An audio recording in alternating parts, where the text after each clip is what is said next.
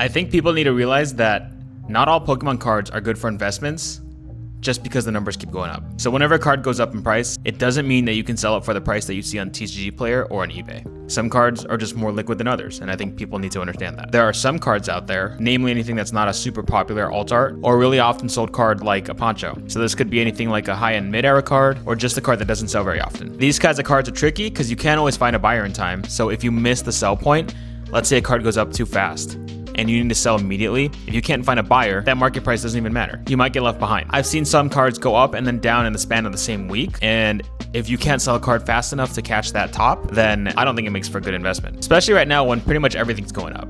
So if I can sell a card 3 times over in the same time that someone else can sell a different card once in a month, I think card number 1 is smarter to put your money in. And obviously margins and ROI definitely matter. We're talking about cards that have gone up a similar price in the same time span. Certain cards are also just too risky. If a card has gone up too fast or there aren't any sales to reference, I think it's a bit dangerous sometimes because you can't tell if you're buying at the peak or not. And this goes for cards whether you're looking for an investment or just a flip. If you're trying to quick flip and a card goes down 20%, there goes your buying margin. Certain cards, like things that aren't PSA 10s and super liquid, you might even have to take a percentage on as a vendor.